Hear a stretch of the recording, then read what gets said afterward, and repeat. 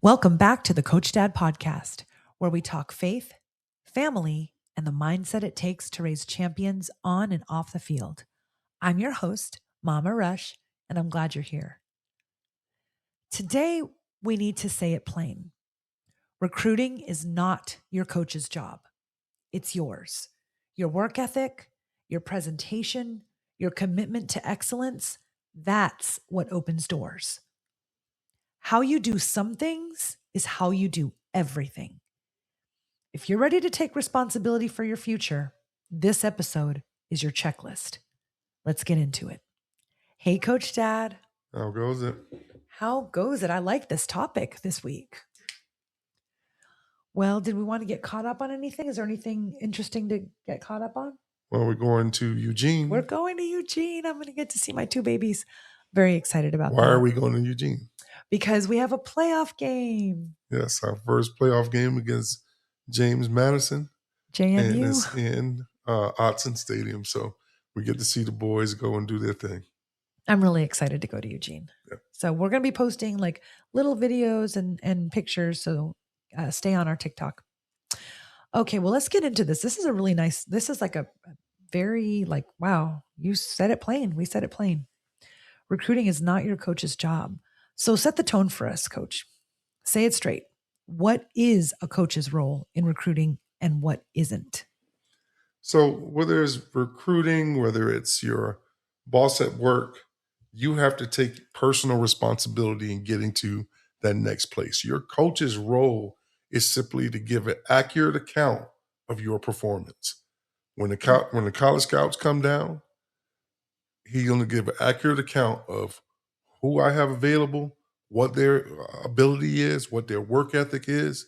And it's not your coach's job to lie as though you're a hard worker when you're not. That you got it, just doing it in the classroom and you're not. Right. Well, I mean, eventually they're going to find out when they see because how you do some things right. is how you do everything. And they're going to evaluate you based upon how you present.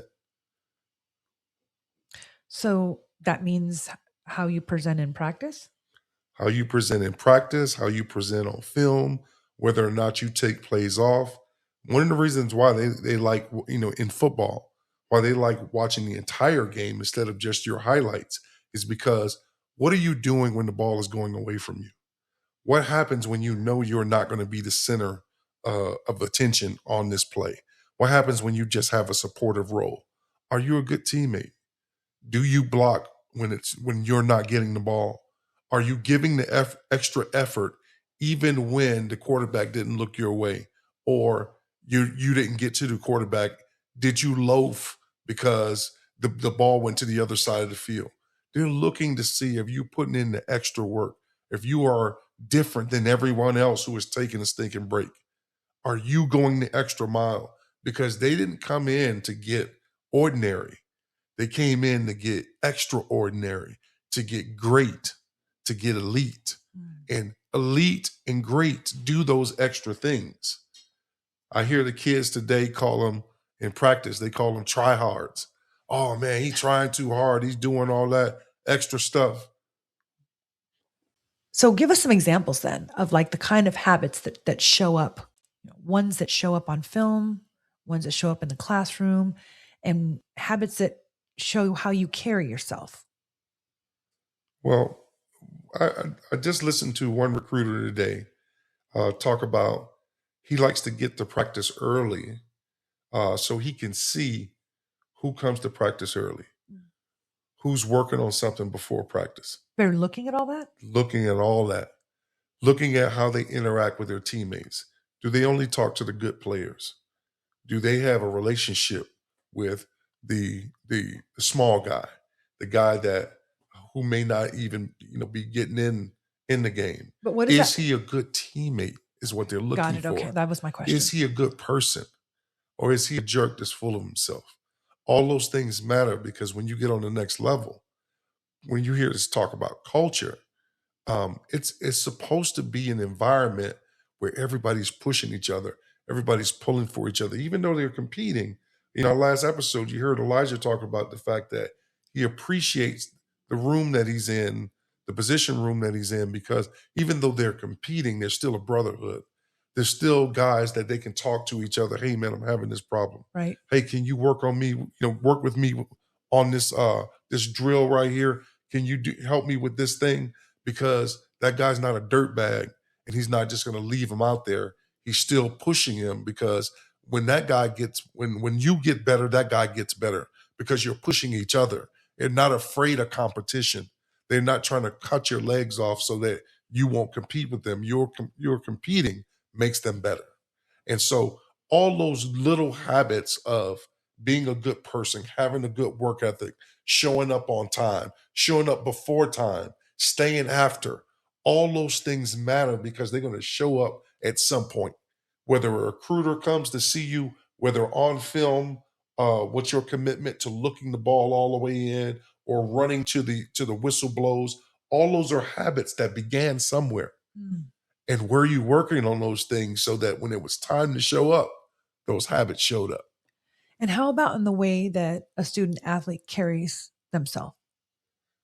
In other words, the way that they speak, because you really handled the recruiting process for our kids. Right. But when they had to talk to a recruiter, how do they carry themselves? Well, we practice those things, because what most kids are used to talking to kids.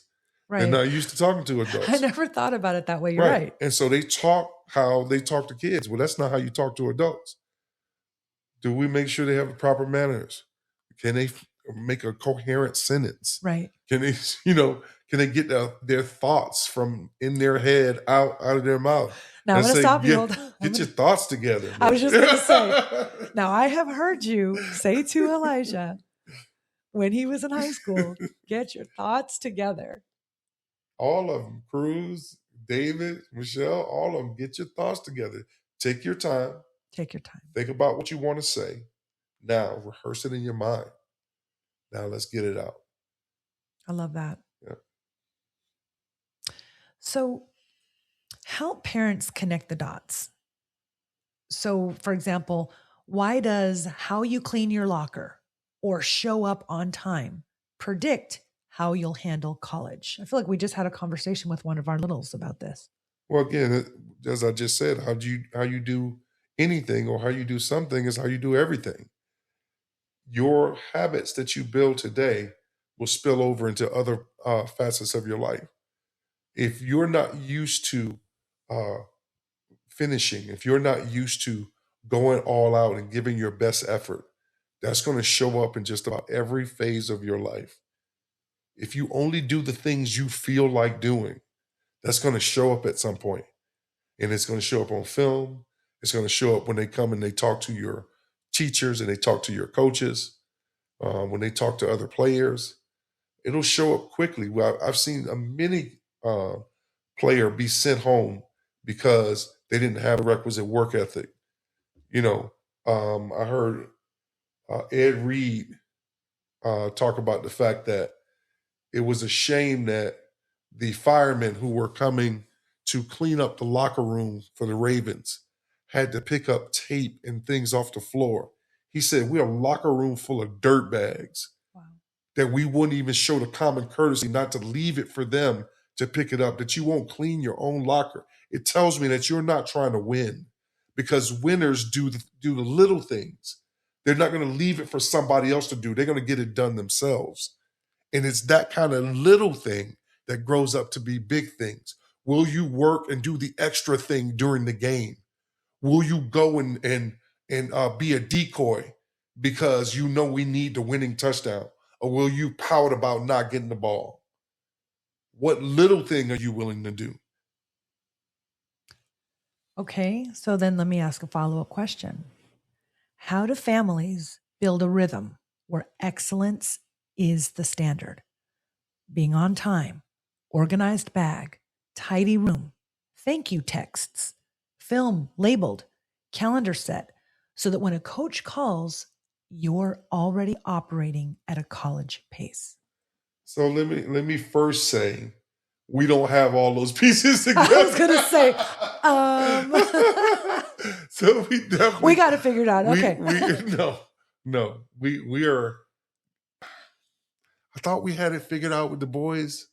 And then we got to this second set of children, and it's like, oh, you're going there? Who are you? Were you not here for the last edition of this? All right, let's talk to the parents for a second. Yeah. Okay, because we have 5 in the home. Okay, well, not now, but at one time. Okay, and there's the oldest, who's totally different than the other 4.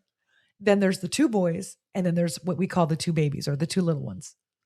The 2 little ones are feral. they're in a class of their own. And I'm sure they're like 2 little tornadoes whirling around. Oh no. Hopefully none of their friends listen to our podcast. The point is, we know that 2 parents can have completely different children, like totally different personalities. So I agree that what we did and the habits that we built with the boys, totally not exactly the same with the littles. So we're still working on those things with the littles. Right. We've accomplished some things, but we haven't gotten everything. And so I don't want to even establish this podcast as though we are holier than thou, we're preaching down to folks. We're still working on some of this stuff. And I can only tell you that it has worked. And now we got to find a new way to get it to work with this next group that have now come along. And guess what? We're older. And we don't have the same time and patience and all those things that we had with the. Oh, you're just putting all of our business out there now. All right. If this was my podcast to run, it would be 4-letter words. We'd be talking like sailors. No, I'm sorry. No. But yes, all those little things, you have to establish routine. We have to demand that we have those standards at home. We have to demand that you do a thing with your car, that you make sure that they take all their trash out when they get out. Yes. Yeah, that's a standard for my car. Or yes. And I'm working on that. I haven't gotten there yet. See, he's the nice one. Don't let him, like, he is totally the nice one.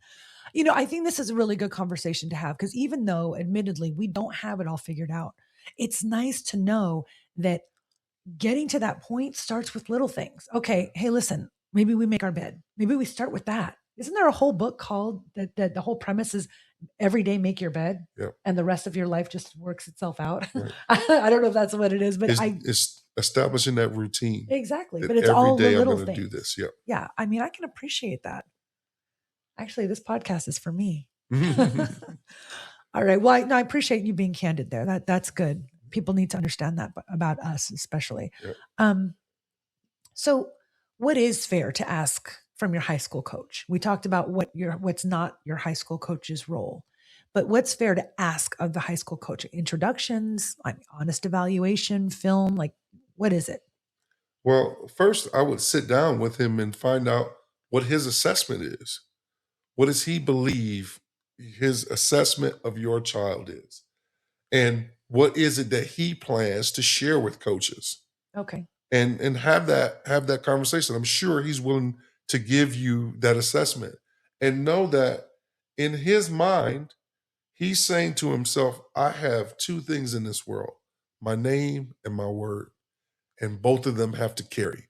And so if I say that your child is the guy, he better be the guy, or they're not going to listen to me. I bet, listen, that's a very important point. Right. Because maybe we expect, too much from our high school coach. Well, he should have done this and he should have done more, and it's because of him that my kid's not to the next level. But that's not the case at all. Okay. I'm starting to get it. I mean, you handled all of this stuff, and you continue to handle this stuff for the little ones. I'm the logistics person. Here's where things get crossed. You have some coaches who are more hands-on, and they're like, hey, I'm going to call some coaches on your behalf, and so forth, so on. You have some coaches that are like, hey, I'm going to make sure that I speak highly when they come, but I don't have those same connects to reach out, and just, be cold calling coaches, because I have an actual job and I don't have that kind of time. And so many times we're expecting them to do this as though recruiting is their full-time job, and it's not. What is realistic to ask is that you give an honest assessment of my kid, and when the opportunity comes, you put him in front of the right people. Okay, so we talked about coach's role. We talked about student athlete, the athlete's role. But for the parent, like, yes, I understand we can start to build those habits with our child, but how can parents quietly support the process? Like, what is the parent's actual role in this? I'm so glad you asked, because just like you used to dress little Johnny to go to school and make sure he looked presentable and he looked good, it's your role to get little Johnny presentable to be in front of a recruiter. One of the things you've always heard me talk about when the boys go on recruiting visit is, no, you're not wearing those Crocs, Oh, God. those slides. You're not going to look like a vagrant. You're going to wear a nice pair of pants, a nice shirt. You're going to look the coach in the eye. You're going to shake his hand. You're going to give him a nice greeting. You're not going to be using a bunch of slang. You're not going to talk to him like he's one of your friends. I'm going to prepare you to be in front of that guy. That's my role, to prepare you to be in front of this coach who's now making a decision that may change yours and his life, because he has to keep his job. And are you the guy that's going to keep him in his job, or are you going to say something or do something that won't reflect him or his program? Okay, well, I believe that's a wrap. Recruiting isn't something you wait on. It's something you work. Lead with your effort, your presentation, and everyday excellence, and trust God to order your steps. For past episodes, updates, and resources, visit podpage.com/coach-dad. That's dad with 3 Ds. If this helped, share it with a parent or athlete who needs the nudge. Like, subscribe, and drop the one step you're taking this week. And remember, dedication fuels you, discipline shapes you, and development carries you. We'll see you next time. Bye for now.